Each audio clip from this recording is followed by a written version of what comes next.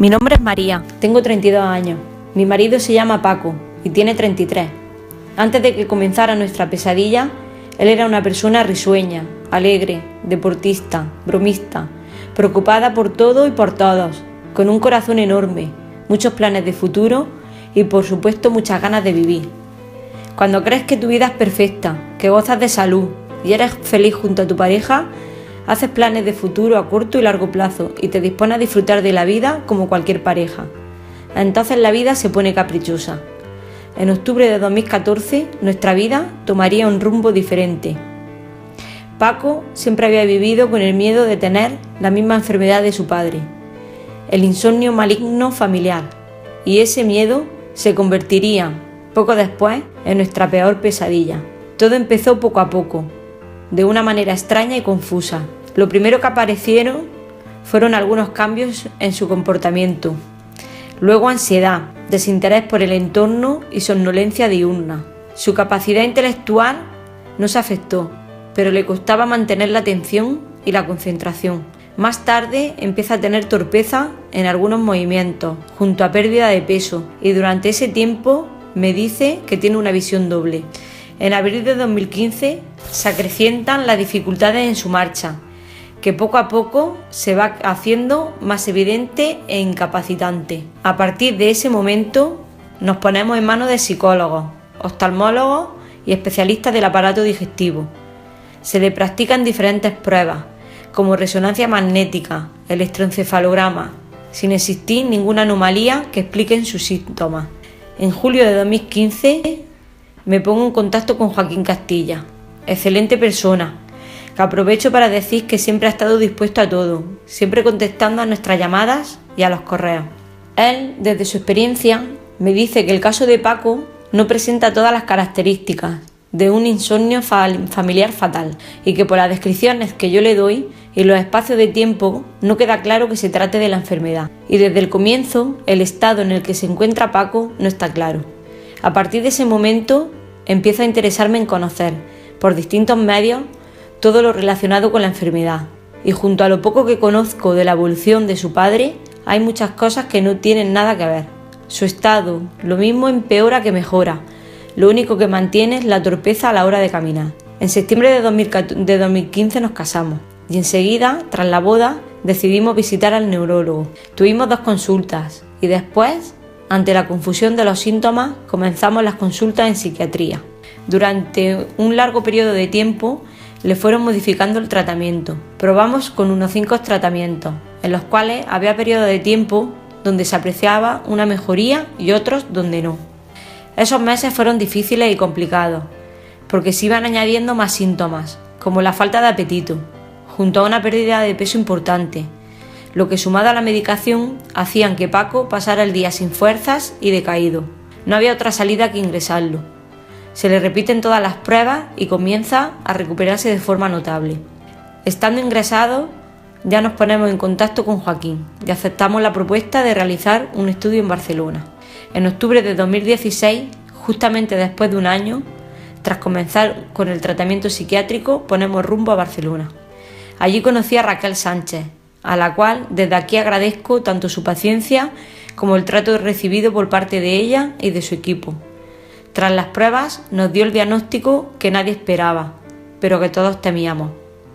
Paco, además de tener el gen, está desarrollando la mutación. Aquí empieza nuestra peor pesadilla.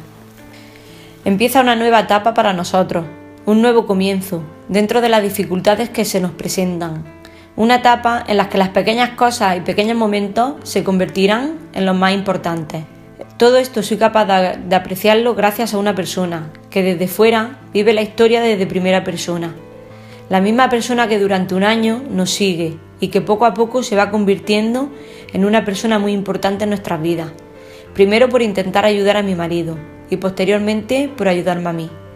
Sin él no sería lo mismo, ya que él me da aliento cuando me ahogo. A todo le busca una explicación. Su implicación es tan grande que pasamos a ser grandes amigos. Él me ha enseñado a ver los pequeños detalles que puedo seguir aprovechando, a no tirar la toalla aunque todo esté perdido y a sacarme una sonrisa cuando tengo lágrimas en los ojos. Profesionales como él deberían de haber más. Gracias, José Francisco. Todavía nos cuesta asimilar lo que nos está sucediendo. Todo parece un sueño.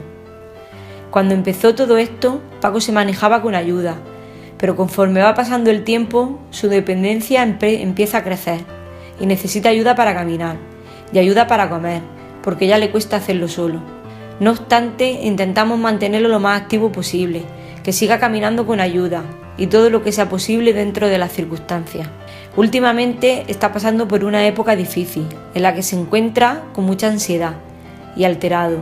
Cada vez tenemos que utilizar más a menudo la medicación, sobre todo porque ese nerviosismo hace mucho más difícil el que coma adecuadamente y el esfuerzo para evitar que vuelva a perder peso es muchas veces agotador. La enfermedad lo complica todo, llega a todas partes. Hace unos meses comenzó a tener problemas en la dentadura, los dientes parecían deshacerse, lo que por supuesto se acompañaba de dolor. Si ya nos duele una pequeña infección en una muela, cuando se trata de toda la dentadura, os lo podéis imaginar. No quiere comer, ves que pierde peso, no puede hacer nada, no produce saliva y le cuesta mucho deglutir, siempre con ayuda de líquidos, que por supuesto los tolera bien. En nuestro caso, y después de haber seguido varios tratamientos, llegamos a la conclusión que la quetiapina era el único fármaco que lo relaja. Al menos tuvimos esa pequeña suerte. A medida que va pasando el tiempo, su lenguaje se vuelve cada vez más ininteligible, aparece descoordinación y alteraciones en los movimientos. Más tarde llegarán los temblores, y esta es la situación en la que nos encontramos. Sin duda, una situación muy difícil de llevar, de digerir, de aceptar, de no saber lo que quiere, ni sus preocupaciones, ni cuándo tiene hambre, ni cuándo quiere realizar sus necesidades básicas. La única manera que encuentra para expresarse es su inquietud y un nerviosismo acompañado de movimientos incoordinados. Hay que ayudarlo en todo y se convierte en una persona totalmente dependiente. La enfermedad lo está anulando como persona y provocando lagunas mentales en sus recuerdos. Pero cuando todo se va complicando más y más, es cuando llega la hora de decidir qué hacer. El diagnóstico ya lo tenemos, aunque al principio no somos capaces de asimilarlo. Es imposible, me decía una y otra vez, pero al menos había que intentarlo. Y comencé por pensar que de llorar ya habrá tiempo, ahora es tiempo de luchar. Y en la lucha seguimos, día a día, hora a hora, minuto a minuto, enfrentándonos a todas las dificultades que nos pone la enfermedad. Porque mi primer pensamiento al levantarme es de hacerlo feliz, de cantar, de reír, de bailar, con el único propósito de conseguir una sonrisa suya. Como me dijo una gran persona que tenemos la suerte de tener en la familia, tu sonrisa puede ser la luz para la oscuridad de otra persona. Nuestra vida en común terminó cuando empezó la enfermedad, pero yo decidí dedicarme en cuerpo y alma a él, a la persona más maravillosa que la vida pudo poner en mi camino. Y entonces te das cuenta de lo que se compone la vida. La vida está compuesta de momentos e instantes que antes pasaban desapercibidos, como una sonrisa, una caricia, una mirada, un gesto. Su estado mental es muy variable, hay días que está ausente, esos días no dice nada, solo se comunica a través de la mirada y de algún gesto, pero aunque no entiendes su lenguaje, te enseña a entender más allá de las palabras. Yo lo entiendo por su forma de mirar, y creo que él a mí también. En otras ocasiones pasa todo lo contrario, está más activo, más atento, más comunicativo. No soy capaz de definir la situación. Todo es muy variable, pero siempre remonta. Tras un periodo malo, se vuelve a espabilar. Se mantiene así unos días y después volvemos al principio, a su mirada ausente y a su silencio. Yo entiendo que nos encontramos con una enfermedad rara, donde su evolución es casi desconocida, por no decir totalmente desconocida. Mi impotencia empieza cuando la enfermedad aparece. Entiendo que se investigue para que no aparezca, para detenerla antes de los primeros síntomas. Pero yo lanzo una pregunta. Mientras lo estás viviendo, ¿quién te ayuda a resolver tus preguntas? O mejor dicho, tu desesperación. Me gustaría que las planteaseis, porque las personas que nos encontramos en esta situación nos sentimos abandonados. Pongo ejemplos que justifiquen mi pregunta. Cuando te dan el diagnóstico, nadie es capaz de colocarte en situación. No sabes en qué punto se encuentra, ni lo que te puedes encontrar más adelante. Nadie se preocupa de la evolución en el tiempo. Después de pasar meses, nadie sabe cómo sigue. Se hizo el diagnóstico, lleva su medicación y ahí se acaba todo. En mi caso, yo creo que se hubiese podido avanzar en la investigación si también se dedicase un poco de tiempo al desarrollo de la enfermedad. ¿Por qué se le desmorona los dientes? No hay respuesta. Porque hasta lo que yo sé, a ningún familiar le había pasado antes. ¿Por qué aparecen unas décimas de fiebre sin justificación alguna? Un paracetamol y listo. ¿Por qué no hay pautas de actuación aunque la fiebre sea de origen central? Todo queda a nuestro criterio, no sabemos qué hacer, cuando en cuestión de un par de horas sus décimas pueden subir o bajar sin darle ninguna medicación. Últimamente nos enfrentamos a episodios de convulsiones, sin explicación tampoco. Episodios que aparecen por la noche, cuando duerme, y que se repiten por lo menos unas 4 o 5 veces. Pudimos llegar a la conclusión de que se tratan de crisis de apnea. Desde entonces duerme con un CEPAP. Yo sé que las apneas son de orígenes centrales, provocadas por su propia enfermedad. Pero entonces, ¿qué haces? Siempre las elecciones quedan en tu mano, y hay decisiones muy duras y difíciles, que desde el principio he tenido que ir tomando según me guiaba mi intuición. Con todo esto quiero dejar claro, siempre desde el respeto, que nos sentimos solos, no tenemos apoyo y esto debería cambiar. En junio de este año, después de las primeras convulsiones, Paco tiene una apreciable mejoría que le vamos notando día a día. Empieza a lanzar palabras, empezamos a entenderlo mejor, más expresivo, más atento, más cariñoso. Además come mejor y ha recuperado peso. Incluso lo llevamos a la piscina todos los días, que le ayuda a poder moverse con más facilidad. Pero vuelvo a preguntarme lo mismo. Nos sentimos perdidos porque no entendemos lo que está pasando. Sus cambios son tan grandes para nosotros que llegamos a plantearnos hasta una segunda opinión, que nos ayude a entender un poco más por la rareza de la evolución. Tras ponernos en contacto de nuevo con Joaquín, me facilita el nombre de otro neurólogo de Madrid. Con él voy hablando de la evolución de Paco. Este me comenta que hay otro caso muy parecido en el que la evolución de la enfermedad parece ser mucho más lenta que en otros casos, por lo que la única respuesta que podemos obtener es que en casos puntuales la evolución es lenta, pero no se sabe el porqué. Mis miedos me acompañan desde el principio, desde que comienza a cambiar su comportamiento. Sabes que eso existe, pero no quieres verlo. Tienes miedo a la realidad. Cuando nos dan el diagnóstico, miedo a lo desconocido. Miedo a saber desde el principio el desenlace de la enfermedad, pero sin saber lo que cada día puede pasar, ni con qué complicación nueva te vas a encontrar. Ahora en invierno tengo miedo a que se resfríe, y con ello tenga alguna complicación pulmonar. Con cada situación nueva te sientas perdida.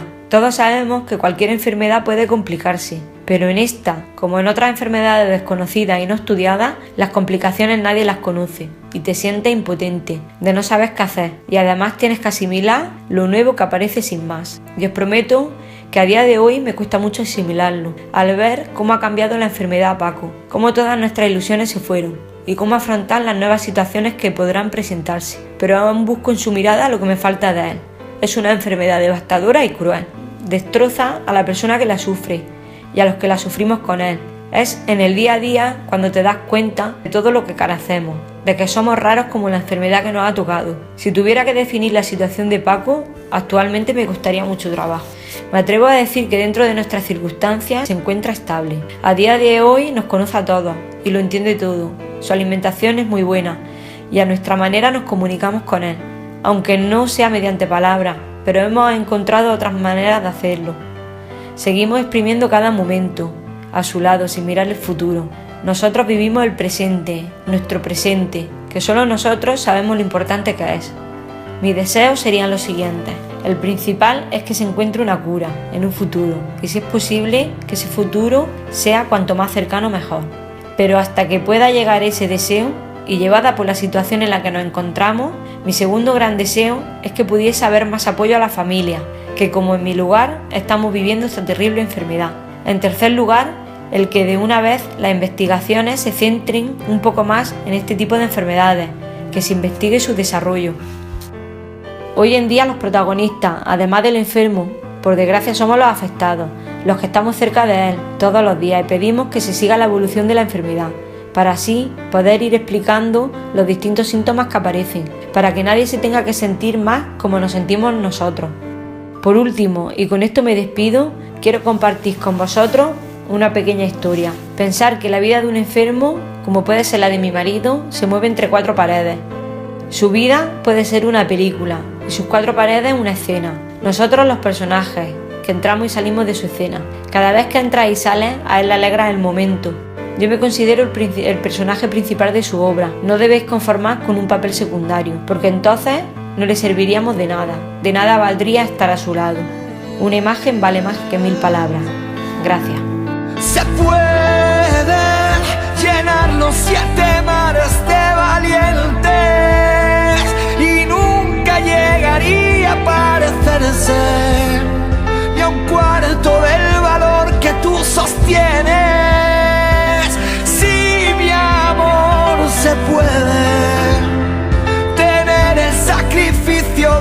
más fuerte y nunca llegaría a parecerse ni a un cuarto del poder que está en tu mente.